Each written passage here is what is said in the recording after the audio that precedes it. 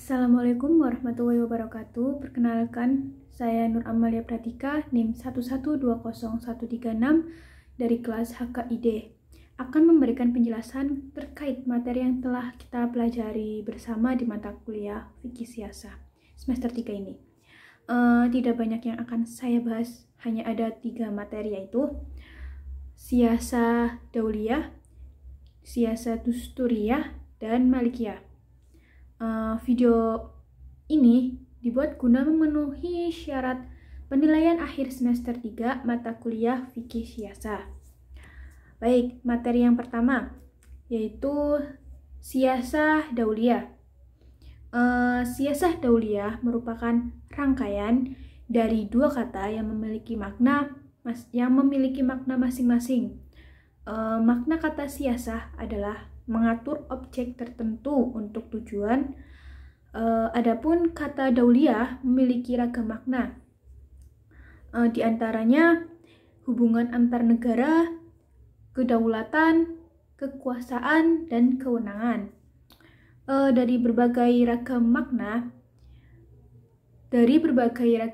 dauliyah, makna yang relevan dengan kajian ilmu hubungan internasional Islam adalah hubungan antar negara. Oleh karena itu, siasah dauliyah memiliki pengertian sebagai ilmu yang mengatur kewenangan suatu negara untuk mengatur hubungannya dengan negara lain atau antar negara. Siasah dauliyah ini memiliki beberapa ruang lingkup yang termasuk dalam ruang lingkup siasah dauliyah, diantaranya yang pertama yaitu perjanjian internasional. Dalam kajian siasah dauliyah, perjanjian disebut dengan istilah al-mu'ahadah. Kata ini berasal dari ahada, yang secara etimologi al-ahad mengandung arti segala bentuk kesepakatan, dalam bentuk kesepakatan manusia. Secara operasional, kata al-ahad dipergunakan secara operasional, kata al-ahad digunakan dengan arti kesepakatan antara 2 orang atau 2 pihak terhadap suatu objek yang mengikat kedua belah pihak atau salah satu pihak. Yang kedua yaitu perlakuan terhadap tawanan. Perang Islam membolehkan menawan pasukan musuh, namun Islam memberikan tuntunan, yaitu harus memperlakukan mereka dengan baik dan kasih sayang.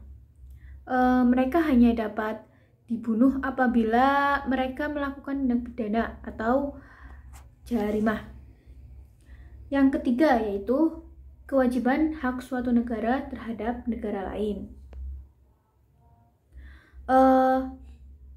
Yang pertama, hak-hak negara. Kedua, hak dan kemerdekaan.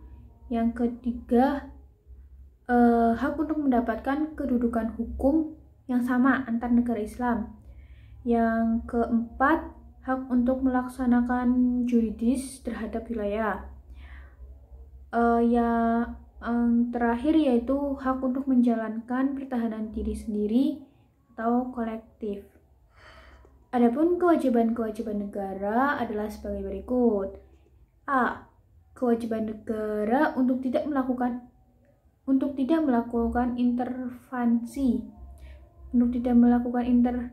intervensi terhadap masalah yang terjadi di negara. Yang B yaitu kewajiban untuk tidak menggerakkan semua orang yang berada di wilayahnya dengan memperhatikan hak-hak asasi manusia. Yang ketiga, kewajiban untuk tidak menggerakkan pergolakan sipil di negara lain. Yang keempat, kewajiban untuk menjaga wilayahnya agar tidak membahayakan perdamaian dan keamanan internasional. Yang selanjutnya yaitu kewajiban untuk kewajiban untuk mengadakan hubungan dengan negara lain sesuai dengan hukum internasional. Yang keempat, aturan perang. Perang dilarang dilakukan dengan tujuan menaklukkan suatu negara atau perluasan wilayah. Perang yang diizinkan menurut Islam adalah perang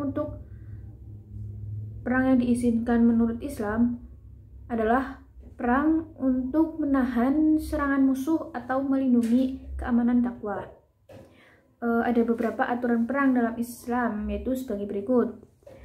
Yaitu dilarang membunuh anak, dilarang membunuh wanita yang berperang, dilarang membunuh orang tua yang tidak ikut perang, tidak memotong atau merusak tanaman, sawah dan ladang, terus tidak membuang binatang ternak, terus tidak menghancurkan tempat ibadah, terus dilarang mencincang mayat musuh. Selanjutnya yaitu dilarang membunuh pendeta atau pekerja, terus bersikap sabar, berani, dan ikhlas, dan tidak melampaui batas. Yang kelima yaitu ekstradisi. Menurut J.G. Streck, ekstradisi menunjukkan suatu proses di mana suatu negara menyerahkan atas permintaan negara lainnya seorang dituduh kriminal yang dilakukannya terhadap undang-undang negara permohonan yang berwenang untuk mengadili pelaku kejahatan tersebut. Biasanya, kejahatan yang berwenang untuk mengadili penjahat tersebut yang dilakukan dalam wilayah yang diserahkan. Kemudian sumber hukum siasat dauliyah ini ada beberapa sumber, antara lain sumber dari Al-Quran, yakni yang pertama mengutamakan perdamaian, yang kedua memperkuat kewaspadaan dalam suasana damai, yang ketiga mengajak orang lain kepada Islam dengan cara yang baik. Yang keempat, peperangan diizinkan hanyalah kalau terpaksa dan untuk tujuan defensif, bukan ofensif.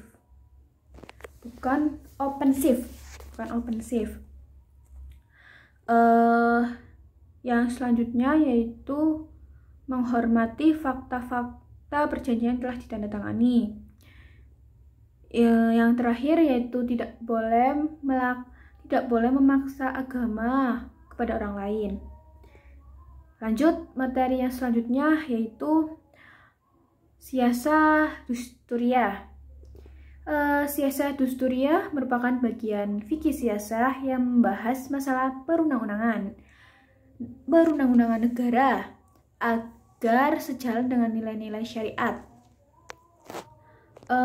Artinya undang-undang itu mengacu terhadap konstitusinya yang tercermin dalam prinsip-prinsip Islam dan hukum-hukum syariat yang disebutkan di dalam Al-Quran dan yang dijelaskan oleh sunnah Nabi, baik mengenai akidah, akhlak, muamalah, maupun berbagai macam hubungan yang lain. Siasa ini juga sama seperti yang sebelumnya. Siasa ini juga sama seperti yang sebelum saya bahas ya. Juga memiliki ruang lingkup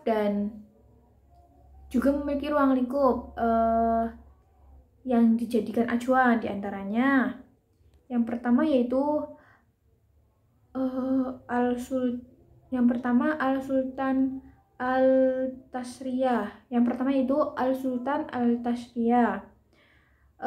Al-Sultan Al-Tasriyah merupakan kekuasaan legislatif, yaitu kekuasaan pemerintah Islam dalam membuat dan menetapkan hukum.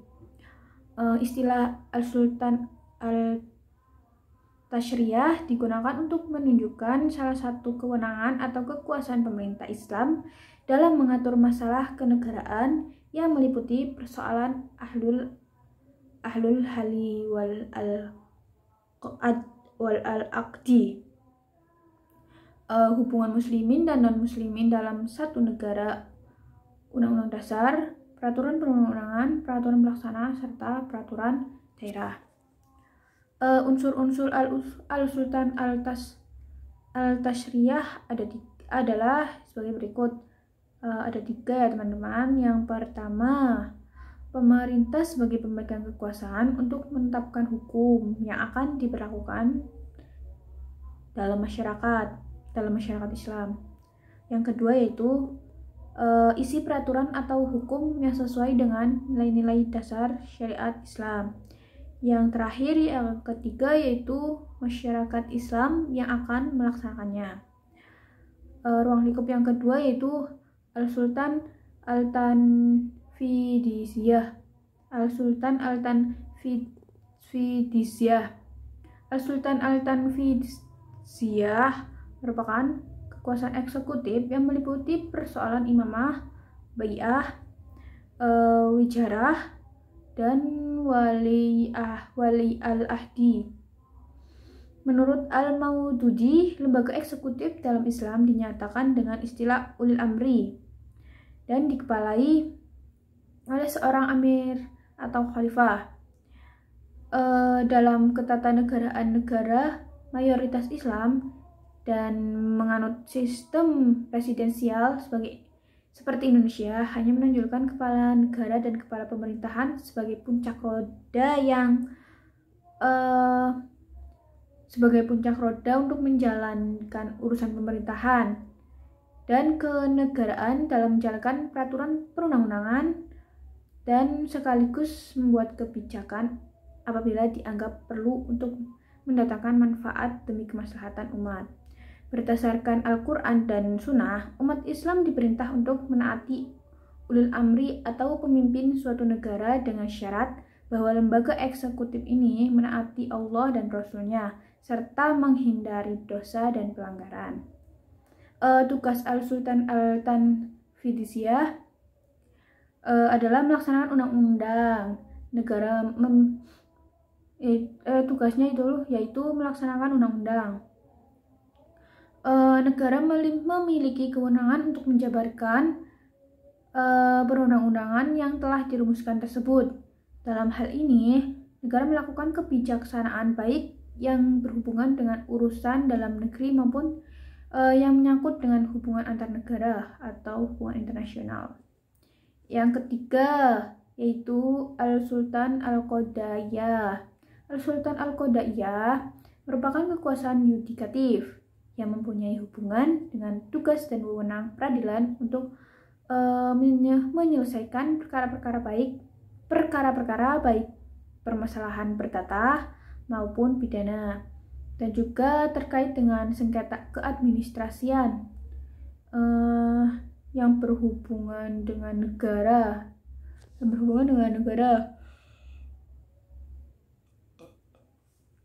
yakni persoalan-persoalan yang menentukan sah tidaknya perundang-undangan untuk diundangkan yang sebelumnya sudah diuji dalam pokok materi konstitusi suatu negara. Tujuan kekuasaan kehakiman adalah untuk menegakkan kebenaran dan menjamin terlaksananya keadilan, serta tujuan menguatkan negara dan menstabilkan kedudukan hukum kepala negara, serta menjamin kepastian hukum demi kemaslahatan umat manusia di setiap negara tersebut. Penetapan syariat Islam bertujuan untuk menciptakan kemaslahatan. Dalam penerapan syariat Islam diperlakukan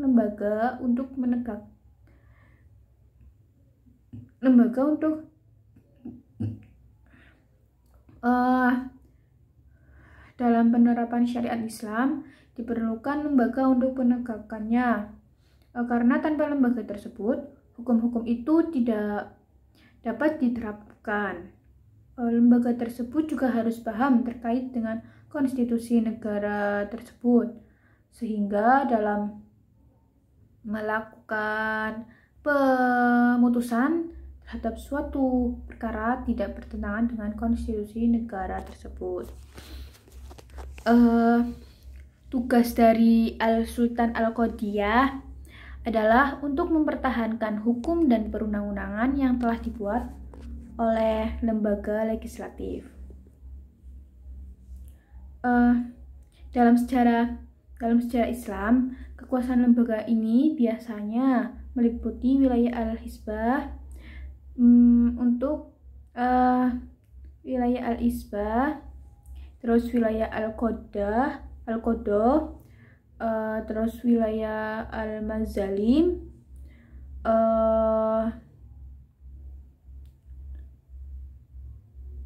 wilayah Al-Mazalim sudah. Baik. Baik, materi yang ketiga atau yang terakhir yaitu fikih siasa Malikiyah. Secara etimologi, siasa Malikiyah ialah politik ilmu keuangan. Sedangkan secara terminologi, siasa Malikiyah adalah mengatur segala aspek pemasukan dan pengeluaran keuangan yang sesuai dengan kemaslahatan umum, tanpa menghilangkan hak individu dan menyia-nyiakannya. Jadi, pendapat negara dan pengeluaran harus diatur dengan baik, karena keuangan negara termasuk pilar yang sangat berperan penting dalam kemaslahatan masyarakat. Ketika keuangan diatur sedemikian, maka dampaknya terhadap ekonomi, kemiliteran, dan hal-hal yang lainnya, yaitu kesejahteraan bagi penduduk negara tersebut. Ada sumber keuangan negara. Mengenai sumber pendapatan negara untuk membiayai segala aspek aktivitas negara, ada beberapa perbedaan pendapat. Pendapat yang pertama menurut Ibnu Taimiyah, yaitu menurut Ibnu Taimiyah menyebutkan bahwa hanya ada dua sumber pendapatan negara, yaitu zakat dan harta rampasan. Sedangkan pendapat Muhammad Rashid Ridho menyatakan bahwa selain zakat dan harta rampasan perang seperti yang diajukan oleh Ibnu Taimiyah, tambahkannya jizyah atau pemberian yang didapatkan dari golongan minoritas atau non-muslim sebagai jaminan kepada mereka, baik jaminan keamanan dan kemaslahatan jiwa dan harta benda mereka maupun jaminan hak-hak asasi mereka. Pendapat yang ketiga yaitu pendapat dari Yusuf Qaradawi, yang menyatakan bahwa hal-hal di atas kayak pajak merupakan salah satu sumber pendapatan negara. Karena jika hanya ada 3 macam sumber pendapatan negara, dapat dipastikan pendapatan tersebut tidak mungkin dapat membiayai semua kegiatan negara yang makin hari makin luas dan besar. Yang selanjutnya yaitu konsep keuangan negara, ada beberapa. Yang pertama, Baitul Mal. Baitul Mal itu adalah badan otonom yang berdiri bebas sebagai salah satu lembaga tinggi negara. Yang kedua yaitu jizyah. Jizyah adalah pungutan harta yang dikenakan atas setiap kepala.